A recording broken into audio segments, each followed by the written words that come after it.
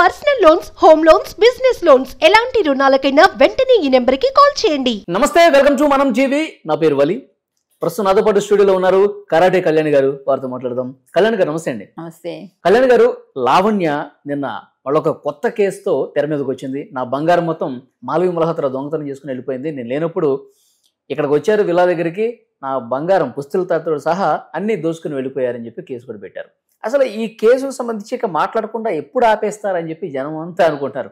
ఏంది YouTube open చేసి ఇదే పెంట మాకు కనిపిస్తోంది, దీనికి ఎండగాడు పడదా అంటే ఒక కొత్తది. మొన్న ముంబైతో చేసిన రచ్చ, ముంబై వాళ్ళ ఇంటికి వెళ్ళి ఇప్పుడేమో బంగారం పోయిందన్న ఈ రచ్చ కంటిన్యూ అవుతూనే ఉంటుంది మేడం. ఎందుకు ఆవిడికి పుల్ స్టాప్ పెట్టడం ఇష్టం లేదు. First of all full stop పెట్టడం ఇష్టం ఉండుంటే ఏదో విధంగా పెద్దవాళ్ళ దగ్గరికి వెళ్ళో, ఇంకోలాగో, లేకపోతే అమ్మ నాన్నని కూర్చోబెట్టో, వీళ్ళ అమ్మ నాన్నని కూర్చోబెట్టో, ఏదో విధంగా వాళ్ళు మాట్లాడుకొని ఒక సెటిల్మెంట్. ఆవిడకి ఏం కావాలి ఆవిడకే తెలియదు. ఫస్ట్ ఆవిడకి ఏం కావాలి, రాజస్థాన్ కావాలా, డబ్బులు కావాలా, విల్లా కావాలా, లేకపోతే ఇంకోటి కావాలా, ఆవిడకి అర్థం కావట్లేదు.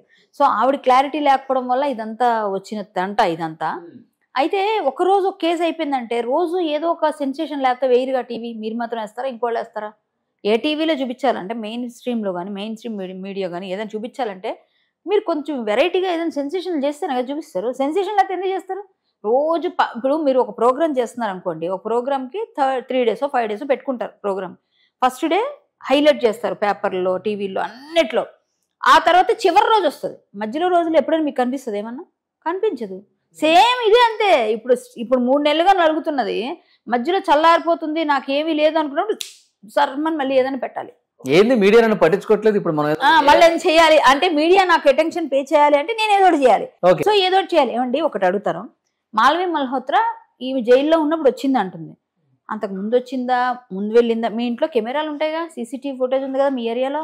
మరి వచ్చి వెళ్ళిపోయినప్పుడు నీకు అంత ఇది ఉంటే నువ్వు ఆలోచిస్తే 3-4 నెలలుగా ఇది జరుగుతున్నప్పుడు ఎందుకు ఈ కేసు అప్పుడు పెట్టలేదు, ఇప్పుడు ఎందుకు పెట్టావు అంటే టిట్ ఫర్ టాట్. వాళ్ళు అక్కడ నా ఫోన్ తీసుకుంది, ఈమె లాక్కెళ్ళిపోయింది, నా ఫోన్ థెఫ్టింగ్ అయింది, గురైంది, లాక్కెళ్ళిపోయారు, రాబరీ చేశారు వీళ్ళు అని ఏదో వాళ్ళు కేసు పెట్టారు. అక్కడ ఏదో కేసు పెట్టారు కదా ముంబైలో. దానికి ఇప్పుడు ఏం చేయాలి? కౌంటర్ ఫైల్ కేసు చేస్తే దీనికి దానికి కాంప్రమైజ్ సంథింగ్ ఏదో ఉండాలి కదా. ఇప్పుడు దాకా మంగళసూత్రం గుర్తురాని అమ్మాయి నాకు పెళ్ళయింది అని చెప్పకుండా మేము లివింగ్ రిలేషన్ లో ఉన్నామని చెప్పిన అమ్మాయి ముందు, తర్వాత నాకు పెళ్లి చేసుకున్నాడు, గుళ్ళు అయింది, అది ఇదని చెప్పింది. ఓకే, ఇప్పుడు ఉన్న చట్టాలు కూడా ఆ అమ్మాయికి సపోర్ట్గా రేపొద్దున అవును ఈ అమ్మాయి లివింగ్ లో ఉంది కాబట్టి అని వచ్చినా రాకున్నా, ఈ అబ్బాయి అయితే బలవంతంగా వెళ్ళి కాపురం చేయలేడు కదా. అమ్మాయికే తీర్పు వచ్చింది అనుకుందామండి, అమ్మాయికే పాజిటివ్ వచ్చింది. అబ్బాయి బలవంతంగా కాపురం ఎవరు చేయించగలరు? కోర్టు చేయించగలదా?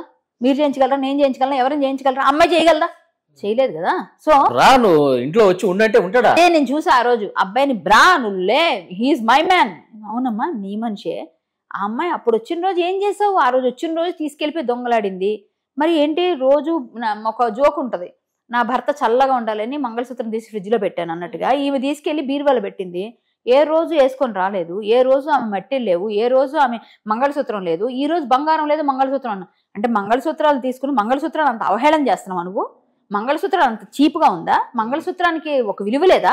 మంగళసూత్రం అంటే దానికి మన భారతీయ సంస్కృతిలో భాగంగా మన పెళ్లికి వేదమంత్రయుక్తంగా వేదాలు చదివి చక్కగా అగ్నిసాక్షిగా తాళి కట్టించుకున్నానని నువ్వు చెప్తుంది నిజమైతే, ఇవన్నీ చేసిన దానివైతే నీ స్టైల్ కోసం, నీ దీని కోసం ఇప్పుడు మంగళసూత్రం మేము పనిచేసేటప్పుడు ఈ లోపల దాచేసుకొని దీన్ని పిన్స్ పెట్టుకుంటాం బయటికి తీయకుండా.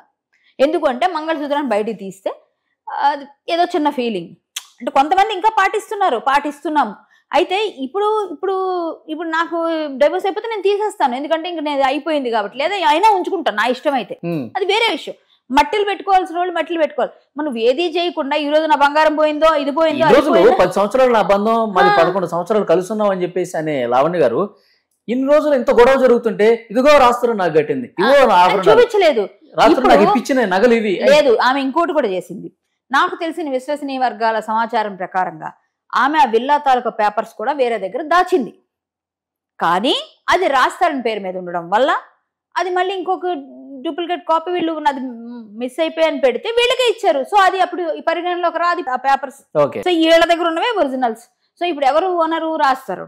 సో విల్లా పేపర్స్ కూడా జరిగాయి ఇందులోనే. అవి కూడా ఇవన్నీ కావాలని ఏదో విధంగా మళ్ళీ ఒక సెన్సేషన్ క్రియేట్ చేయాలని ఇప్పుడు ఇవన్నీ అప్పుడు గుర్తురాని మంగళసూత్రం, అప్పుడు గుర్తురాని ఆర్నమెంట్స్. ఈ అమ్మాయి ఎప్పుడు వచ్చింది? 3 నెలల కింద, నేను ఎప్పుడో అక్కడ జైల్లో ఉన్నప్పుడు వచ్చింది అని చెప్తుంది. మరి ఇంట్లో ఉన్నాయి, ఎక్కడ పడితే అక్కడ CCTV ఫుటేజ్ ఉంది, ఇన్నున్నాయి, ఇన్ని జరిగాయి. నువ్వు ఇంత చేసి ఇంత వీడియోలు జాగ్రత్తగా చేసుకుని అన్ని జాగ్రత్తగా దాచుకునే అమ్మాయివి నీ రూమ్ లోనో ఇంకొక దగ్గర మీరు బెడ్రూమ్ దగ్గర కాకపోయినా బయట హాల్లోనో పెట్టలేదా కెమెరాలు? అందులో లేదా? కొంతమంది ఇంకోటి కూడా చెప్తున్నారు, ఈ పుస్తలతాడు అంటామో లేకపోతే ఆభరణాలు అంటామో ఇవన్నీ కూడా వాళ్ళ పేరెంట్స్ దగ్గర ఇంకెక్కడో అక్కడ పెట్టేసి ఏమి దొంగిలించిందని చెప్పి. ఇలా చేస్తే కూడా అమ్మాయి ఎక్కడ ఏం పెట్టినా ఒక రోజు అంటూ బయట పడిపోద్దిగా. ఎన్ని రోజులు దాచేస్తుంది? ఇప్పుడు ఒకవేళ అదే పని చేసింది వాళ్ళ మదర్ దగ్గర, వాళ్ళ ఎవరి దగ్గర, వేరే ఎవరో ఫ్రెండ్స్ దగ్గర, ఇవన్నీ తీసి దాచేయండి. మనం ఏదో ఒకటి సెన్సేషన్ చేయకపోతే టీవీలో మళ్ళీ మనం లైవ్గా ఉండము, మళ్ళీ ఇబ్బంది అవుతుందని ఆమె ఏమైనా పుణ్యం చేసిందని మీరు అన్నట్టుగా బయట జనాలు అన్నట్టుగానే అన్నాం అనుకున్నది. ఆ అమ్మాయి అలా తీసి నిజంగానే దాచేస్తే ఇన్వెస్టిగేషన్లో దొరకదండి, దొరకదా? ఆమె మాట్లాడిన మాటలను బట్టే ఎక్కడ ఏంటని చేసేస్తారు. అలాంటిది పోలీసులు సహకరించారనుకోండి, అది మరి వాళ్ళ తాలూకా ఇదనుకోండి, మనం ఏం చేయలేము. వాళ్ళు ఎవరో ముందు అధికారులు ఎవరో ఏ వెంకటేషో, ఏ శ్రీనివాసో, ఏ ఇంకో అప్పన్నో, చిన్నప్పన్నో, ఇంకో పేర్లే ఉంటాయి కదా. ఏ పోలీస్ ఆఫీసర్లో, ఏ రాజకీయ నాయకులో ఎవరో ఉండొచ్చు వెనక. మరి వాళ్ళెవరో బయటకు వస్తే అప్పుడు తెలుస్తుంది. ఇప్పుడు ఆమె ఏది చెప్పినా కేసులు నమోదు అవుతూనే ఉన్నాయి. ఎందుకు ఉండవండి? పెద్దవాళ్ళు ఎవరో నాన్న కన్నా చిన్ని, మాకు తెలిసి ఒక పోలీస్ ఆఫీసరు, కన్నా చిన్న నువ్వు లేకపోతే నేను ఉండలేనురా అని ఆమెతో చేసిన చాటింగ్స్ ఉన్నాయి. అలాగే నేను నువ్వు రాకపోతే నేను ఇదైపోతానని ఆయన ఇంటికి వెళ్ళి గేట్లు పట్టుకుని వేలబడిన సందర్భాలు ఉన్నాయని కొంతమంది చెప్పినవి విన్నాం, కొంతమంది అన్నం విన్నాం, పిల్లలు చెప్పినవి. అంటే సంథింగ్ ఎవరు అన్నది వదిలేండి, దొరికే వరకు మనం మాట్లాడకూడదు, అథెంటికేటెడ్ మన పేర్లు చెప్పకూడదు, చాలా బట్ ఉన్నారు కదా మరి వాళ్ళు కాబట్టి నమోదు. మేడం, ఈ కేసు సంబంధించి ఇంత నాన్ సెన్స్ జరుగుతోంది. ఇప్పుడు శేఖర్ భాష మీద దాడి కేసులో ఆయన కూడా కేసు పెట్టాడు. తర్వాత వాళ్ళ పేరెంట్స్ ని ఇబ్బంది పెట్టారని చెప్పి వాళ్ళ పేరెంట్స్ కూడా లావణ్య మీద కేసు పెట్టారు. ఇప్పుడు ఈ కొత్త కేసు, ఇన్ని కేసులు కనిపిస్తున్నా సరే ఎలాంటి చర్యలు లావణ్య మీద ఎందుకు తీసుకోవట్లా? నేను మీకు చెప్పాను, ఇంకా ఎంతకన్నా క్లియర్గా చెప్పలేను. ఆమెకు టైం రాలేదు, టైం వచ్చిన రోజు అమ్మాయి కూడా అన్ని విధాలుగా ఇప్పటికే ఏమండి శిక్ష పడలేదంటారు, ఆమెకి శిక్ష ఆల్రెడీ అనుభవిస్తుంది ఆమె. ప్రపంచంలో ఉన్న ప్రతి ఒక్కరు కూడా థూ అంటుంటే ఈమె వెళ్ళి మాల్వీ మల్హోత్రా మీద ఊసానని చెప్తుంది అంటుంది. బట్ ఈమెను అందరూ ఊస్తున్నారు పరోక్షంగా ప్రత్యక్షంగా. ఇంకా మన అనుకుంటే ఏం చేయలేం.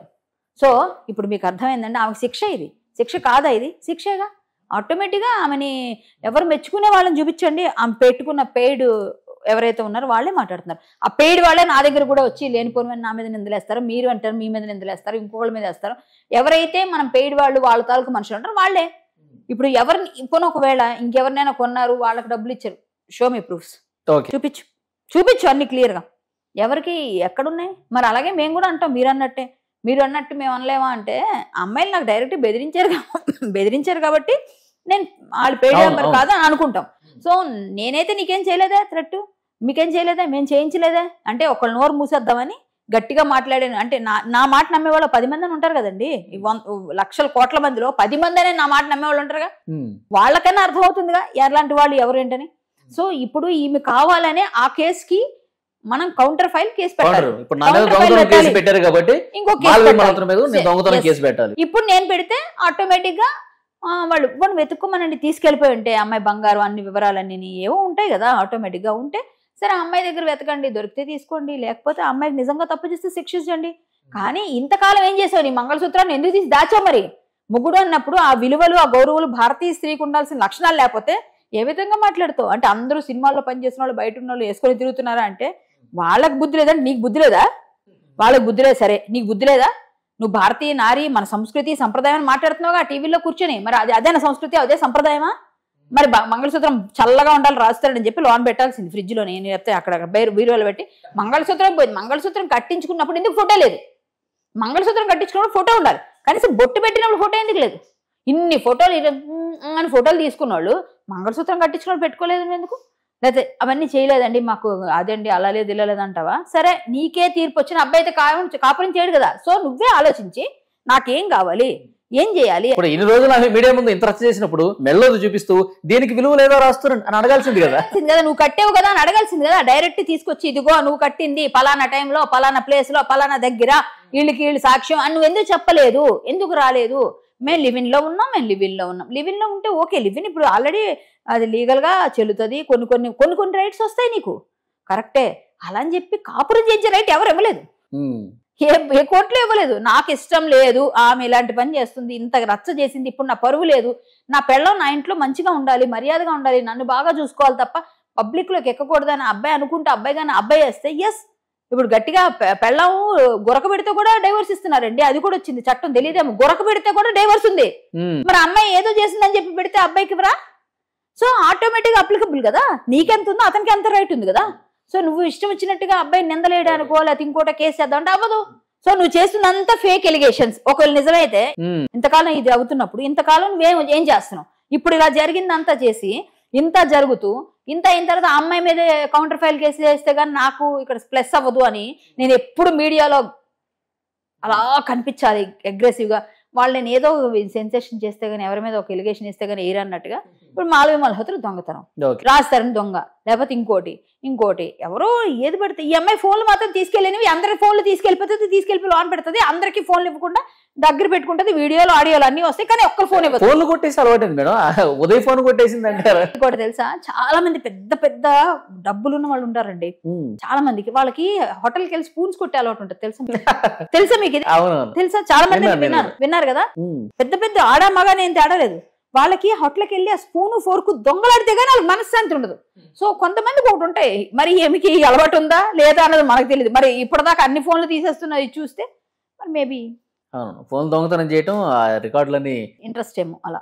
కళ్యాణ్ గారు, నేను ఇప్పుడు మన ఇంటర్వ్యూలో కావచ్చు, బయట చాలా మంది అడుగుతున్నారు, అండ్ మన ఇంటర్వ్యూల కింద మెసేజ్ల్లో కూడా సామాన్యమైన సేవ్ రాస్తరుని రిప్లైస్ ఇస్తా ఉన్నారు.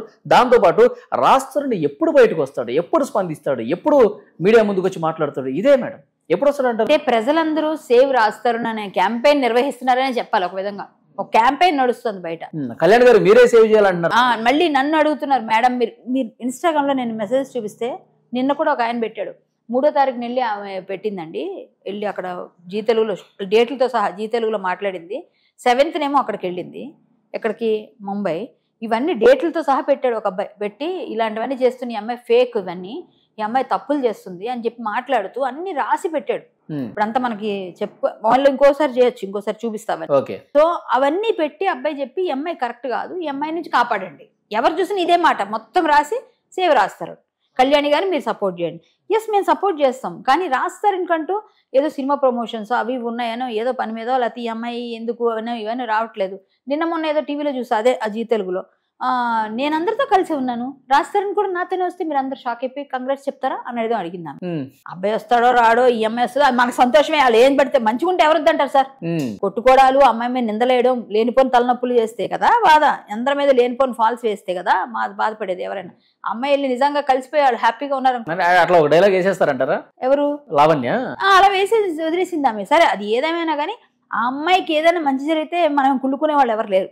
తప్పు అని ప్రశ్నిస్తాం తప్ప ఎవరికైనా మంచి జరగాలనే కోరుకుంటాం. నీ పద్ధతి మార్చుకోనే ఫస్ట్ నుంచి చెప్తున్నాం, నీ బిహేవియర్ మార్చుకో, నీ పద్ధతి మార్చుకో, నీ తాలూకా అన్ని మార్చుకొని విధానం మార్చుకుంటే ఎవరైనా హెల్ప్ చేస్తారు నీకు.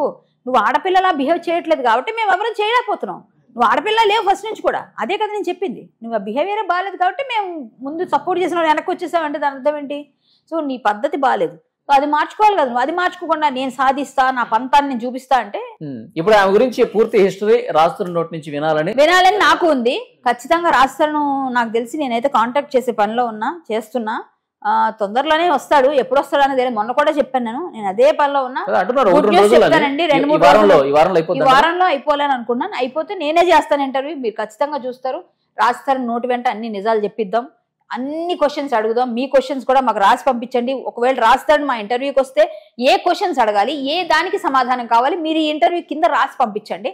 మనం టీవీ ఇప్పుడు ఎలా అయితే మేమిద్దరం మాట్లాడుతున్నాం దాని కింద పెడితే మేము కూడా ఆ క్వశ్చన్స్ జోడించి, ఆడియన్స్ ఇవి అడుగుతున్నారు, మీ ఫ్యాన్స్ ఇవి అడుగుతున్నారు, నేనే అడుగుతాను, మీరు ప్లీజ్, నేనైతే ప్రయత్నం చేస్తున్నా. ఒక 3-4 days లో చేద్దాం ఇంటర్వ్యూ, ట్రై చేస్తున్నాను నేను. చూద్దాం మేడం నెక్స్ట్ రిప్లైస్ ఏమొస్తాయి, ఆయన ఇంటర్వ్యూలో అదే ఏం మాట్లాడాలనేది కూడా కరెక్ట్, మనం కరెక్ట్ పాయింట్ అడుగుదాం. అవును, ప్రజలు ఏమనుకుంటున్నారు, ప్రజలు క్లారిటీ ఇద్దాం first. Thank you very much.